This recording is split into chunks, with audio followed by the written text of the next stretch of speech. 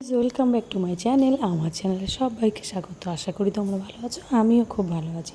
চলো নতুন একটা ভিডিওতে সবাইকে স্বাগত। আর এবার বছরও চলে গেছিলাম দিদির বাড়িতে, আর সেখানেই ছিল বাসন্তী পুজো। আমার জীবনে এই প্রথমবার আমি বাসন্তী পুজো এইভাবে উপভোগ করলাম। খুব সুন্দর ওরা পুজো করেছে, অসাধারণ পুজো করেছে ওরা ওই চত্বরে, তার মানে ওইটুকু জায়গার মধ্যে ওই কয়েকজন মিলে এত সুন্দর যে পুজো করেছে ধারণার বাইরে। আর আমি চলে গেছিলাম অষ্টমীর দিন, কারণ তার আগে অ্যাডির বাবার ছুটিও ছিল না, যার জন্য আর যাওয়াও হয়নি। আর এই দেখো ওখানে ঠাকুরটা হয়েছে, আর কিছুটা দূর গিয়ে সুন্দর একটা প্যান্ডেল করেছে যেখানে অনুষ্ঠানটা করবে, সাংস্কৃতিক অনুষ্ঠানটা। চলো দেখো কি সুন্দর লাইটিং করেছে, অসাধারণ করেছে।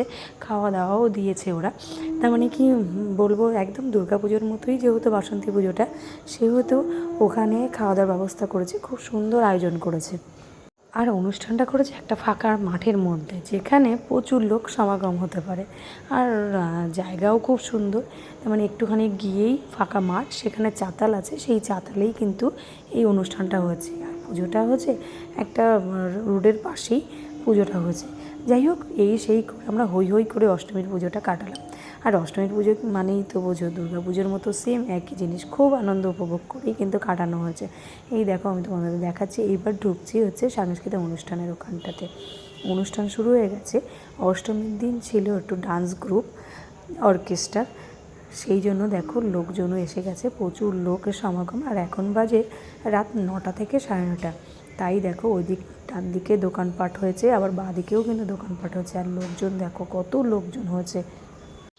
আর একটা কথা বলি, ওরা ওই কয়েকজন মিলে এত সুন্দর পুজো করে ধারণার বাইরে।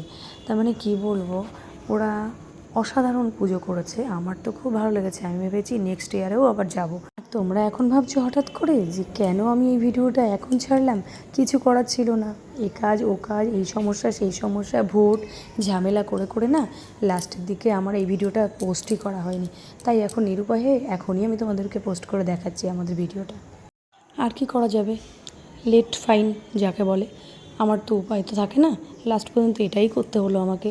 তার মানে চৈত্র মাসের পুজো দেখাচ্ছি তোমাদের এখন বৈশাখ জ্যৈষ্ঠ মাসে।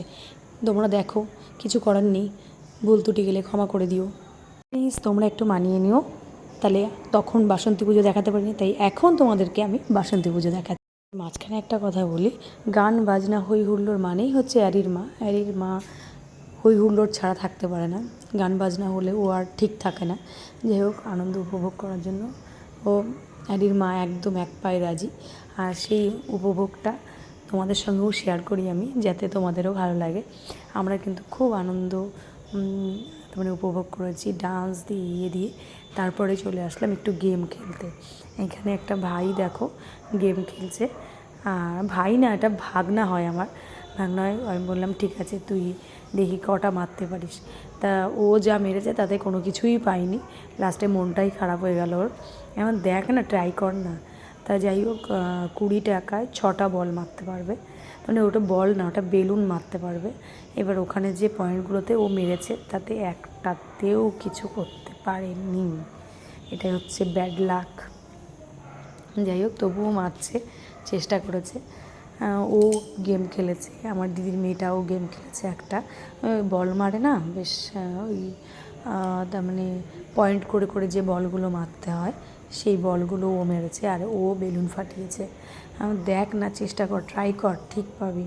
ও তো বারবার মহাদেবের নাম করছে আর বেলুন ফাটাচ্ছে, কিন্তু দুঃখের বিষয় ফাটাতেই পারলো না। মানে বেলুন ফেটেছে কিন্তু নাম্বার ওঠেনি। আর এই যে এই বলগুলো, এটা দিদির মেয়েও খেলেছে, ও খেললো। দিদির মেয়ে একটা আয়না পেয়েছে, ছোট্ট মুখ দেখার জন্য বেশ সুন্দর একটা আয়না পেয়েছে, আর ও পেয়েছে একটা সেফটি পিন। আর কি করবে, ব্যাড লাক। তবু পেয়েছে, তো একেবারে পায়নি তা তো না। এই যে বল মারছে, তাড়াহুড়ো করিস না, ধীরে ধীরে কর, ঠিক বলগুলো মারতে পারবি। ও এত তাড়াহুড়ো, খুব চঞ্চল ছেলে, খুব চঞ্চল, মানে যা চঞ্চল না বলার মতো না, খুব চঞ্চল। তা মেরেছে, লাস্টে একটা সেফটি পিন পেয়েছে যারা বলে। তারপরে বলছে, মাসি আমি আজকে পারলাম না, তাতে কী হয়েছে, আমি কালকে আবার খেলবো, দেখি কালকে কী হয়, মহাদেব আমায় কালকে কী দেয় দেখি। হ্যাঁ ঠিক আছে, তুই আজকে আর খেলিস না, একবারই খেল, বারবার খেলিস না, পয়সাগুলো নষ্ট করিস না। তারপরে ওই বলে আমি বললাম ওকে ওখান থেকে সরিয়ে নিয়ে আসলাম। তারপরে দেখো এই যে নেক্সট দিন যাত্রা শুরু হয়েছে, নবমীর দিন ওরা যাত্রা আয়োজন করেছিল। খুব ভালো হয়েছে, সুন্দর হয়েছে, কিন্তু দুঃখের বিষয় অ্যাডির ঘুম পাচ্ছিল বলে আমি কিন্তু বেশিক্ষণ আর থাকতে পারিনি। আমি ওকে নিয়ে, অ্যাডির বাবাকে নিয়ে, আমার মাকে নিয়ে আমরা বাড়িতে চলে এসেছিলাম।